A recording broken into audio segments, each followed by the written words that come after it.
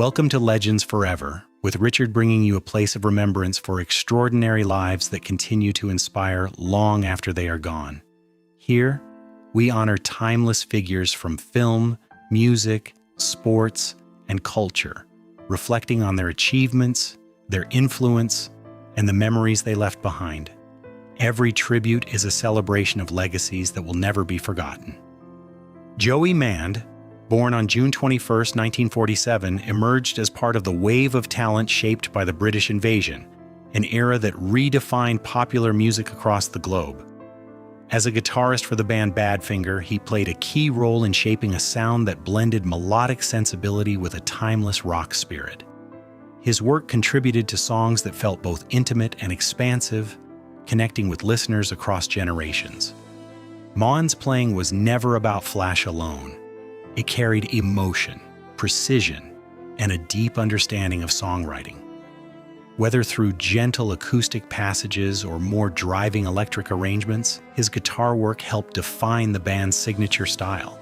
Fans often point to the warmth and sincerity in those recordings as a major reason the music continues to resonate decades later. Beyond the studio, Mand was known among peers as a dedicated musician who valued collaboration and authenticity. He approached music not just as performance, but as storytelling, something that invited people in and stayed with them long after the song ended.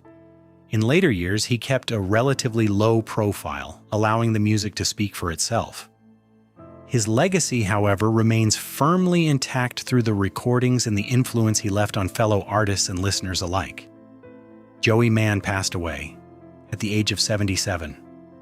While few details were publicly shared, what remains clear is the lasting impact of his contributions to music. His work continues to be rediscovered by new audiences, proving that truly heartfelt artistry never fades. It simply finds new ears to appreciate it. Closely associated with the golden era of British television drama, John Marsh was born on July 1, 1934. Over the course of her remarkable career, she became a familiar and respected presence on screen, admired for her grace, intelligence, and depth as a performer. She is perhaps best remembered for her work on the iconic series Upstairs, Downstairs, a show that helped define period drama for generations of viewers. More than just an actress, Marsh was also a co-creator of the series, playing a key role in bringing its richly layered world to life. Through her portrayal of Rosebuck, she captured the quiet strength and resilience of working-class life in early 20th century England, earning both critical acclaim and a lasting place in television history. What set John Marsh apart was her ability to convey emotion with subtlety. She didn't rely on grand gestures. Her performances were often understated yet deeply moving. Whether on television, film, or stage, she brought authenticity to every role, allowing audiences to truly connect with her characters. Beyond her most famous work, Marsh enjoyed a diverse career, appearing in numerous productions across decades. Her dedication to storytelling and her craft made her a respected figure among peers and audiences alike. Jean Marsh passed away at the age of 90. While her passing marked the end of a long and meaningful life, her contributions to television continue to resonate. Her work remains a testament to the power of thoughtful storytelling and timeless performances, ensuring that her legacy will be appreciated for years to come. Kiana Underwood's story is one that many Nickelodeon fans may remember, but few truly knew. Born in 1992, Kiana rose to fame as a child star on All That, appearing during its final season in 2005. With her bright presence and natural comedic timing, she quickly became a familiar face, sharing the screen with well-known names like Kenan Thompson and Nick Cannon. But unlike many of her co-stars, Kiana chose a quieter path. After her time on the show ended, she stepped away from acting and gradually disappeared from the public eye. For years, little was known about her life, and fans simply assumed she had moved on to something new. Behind the scenes, however, life wasn't easy. Reports later suggested she had been facing personal struggles, including mental health challenges. In 2019, concerns grew when a missing person alert began circulating online. It described a woman believed to be Kiana, last seen in New York, and urged people to help her family reconnect with her. In the years that followed, occasional sightings were shared online, along with a brief video where Kiana softly identified herself as the same young actress people once knew. For many, it was a bittersweet moment, a reminder of both her past and the distance she had traveled from it. Kiana Underwood passed away at the age of 33. Her life serves as a quiet reminder that behind childhood fame can be real, unseen struggles. More than anything, she deserves to be remembered for the joy she brought to audiences, a young performer who once made millions smile. At 99 years old, he is still dancing, not as a memory or in archival footage, but alive in a world that has largely moved on. Most of the people who shaped him are gone. The genre he perfected has faded, and the world has quietly written him off more than once. Yet here he is, still moving, still making rooms warmer simply by entering them. The public may know him as a beloved entertainer, a television legend, or a cultural icon, but the truth of his life is far more complex. Behind the smile that comforted millions lies a story of quiet struggle, unfulfilled longing, and the relentless pursuit of being truly seen. A childhood of quiet distance born in a small Missouri town on December 13, 1925, he grew up in West Plains, a place that offered little to dream about. His father, a charming but often absent traveling salesman, and his mother, a quiet woman holding the family together, provided stability but rarely warmth. Emotional distance filled the house, subtle and pervasive. There was no cruelty, no dramatic tension, just a quiet, persistent lack of affirmation. In such a household, a child's sense of worth could feel conditional. What saved him was early discovery of performance. From a young age, he learned that making people laugh could bridge gaps, make him exist, make him seen. Comedy became not just entertainment, but a lifeline, a way to inhabit a world that often overlooked him. The inspiration of comedy masters. Even as a boy, he became obsessed with the work of Stan Laurel and Oliver Hardy. He would spend hours studying their films, learning every nuance of timing, physicality, and subtle expression. He understood instinctively that comedy was architecture, a structure that required careful design.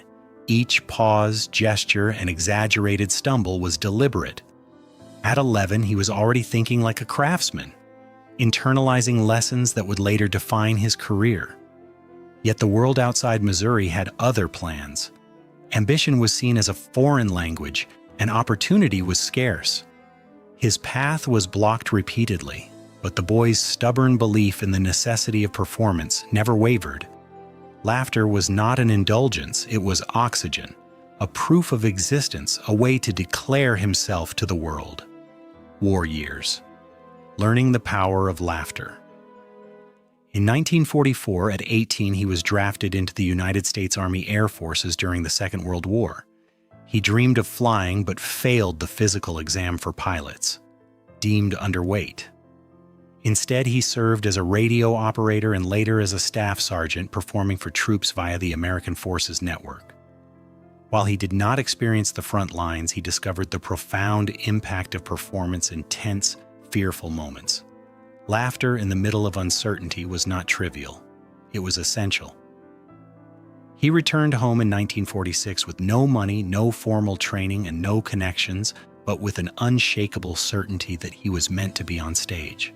Those years cemented his understanding that performance could be a lifeline, a transformative act, a declaration of presence.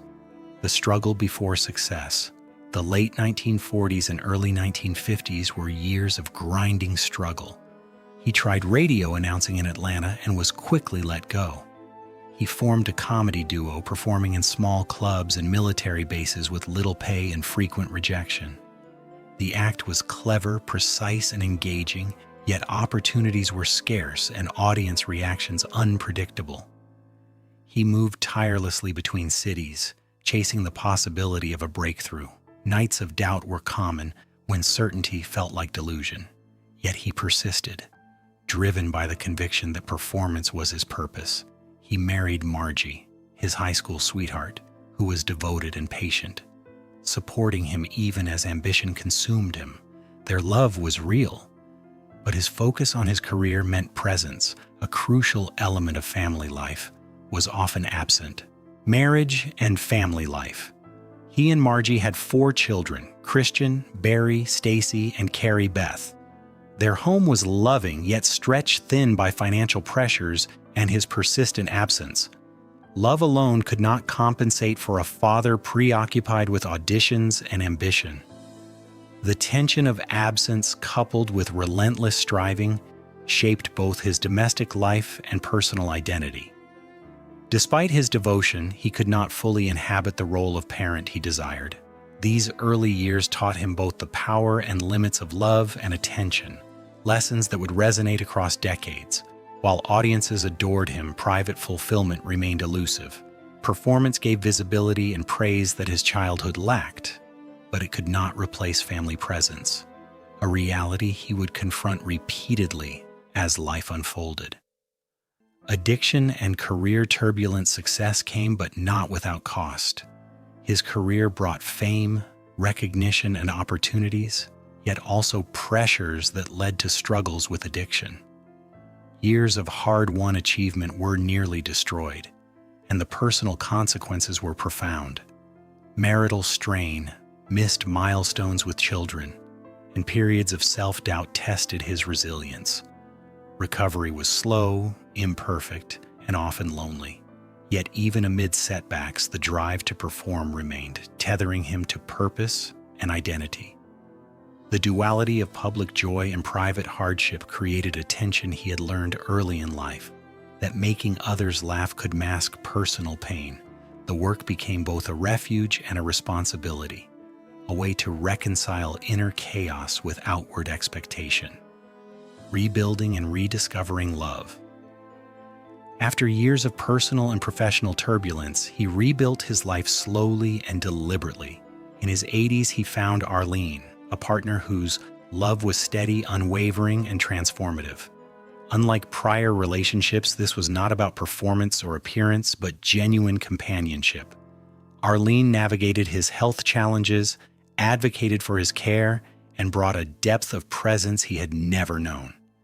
At 86, he experienced something he had sought his entire life, being truly seen for who he was, beyond fame, beyond talent, beyond accomplishment. This late-found love exemplified a recurring theme in his story: the human need for recognition, presence, and unconditional affirmation, a truth he had long expressed in the joy he brought to others. A career defined by craft. His career is remarkable not only for its longevity, but for its dedication to craft. From small clubs to television screens reaching millions and Disney stages with animated penguins, he perfected the delicate balance of physical comedy, timing, and warmth. Each gesture was deliberate, each pause purposeful. He transformed performance into architecture, structured yet deeply human. The audience's laughter was a measure of connection, not just technical skill. He was beloved not because he was flawless, but because he gave himself fully. His work bridged generations, influencing performers who came decades later, and it created a cultural legacy that endures beyond trends, irony, or fleeting critical approval. His performances were acts of generosity, an invitation to experience joy, the joy of movement. Even at 99, he dances, not for cameras, applause, or recognition, but because his body remembers joy at a cellular level. Movement has always been a language for him, an expression of truth and vitality. The act of dancing is itself a form of honesty, a celebration of life in its simplest, purest form. Each step is a testament to survival, resilience, and sustained passion. Despite age, loss, and the fading of a career that once defined popular culture, his body retains memory, grace, and rhythm. Performance remains a practice, a daily commitment to joy, regardless of audience or circumstance. In this, he demonstrates that true artistry is not dependent on external validation, but on the ongoing act of engaging fully with life itself. Legacy beyond fame. The world has moved on from the genre he perfected, yet his influence persists. Television shows, Broadway performances, and films continue to be studied for their precision, timing, and warmth. Cultural shifts may obscure broad physical comedy, but his work remains a touchstone for understanding human connection in performance. More than technique, he offers an example of generosity, authenticity, and resilience. His legacy is not simply awards, ratings, or recognition, but the enduring emotional impact on audiences and future creators. He reminds us that the worth of a life or career cannot be measured solely by fame or critical acclaim, but by the depth of human presence, the persistence of joy, and the courage to be fully oneself despite adversity. Conclusion: the life fully lived. At 99, he lives beside the Pacific, moving through days unhurried, indifferent to fame, yet fully present. With Arlene by his side, he has experienced love, stability, and affirmation later in life, a testament to patience and resilience. He has survived loss, failure, addiction, and absence, yet continues to perform joy with integrity and authenticity. The true measure of his life lies not in highlights or awards, but in the persistence of spirit, the courage to rebuild, and the capacity to love and be loved. His story demonstrates that joy is not a reward, but a practice, a commitment to bring warmth, laughter, and presence to the world each day, fully alive and fully human.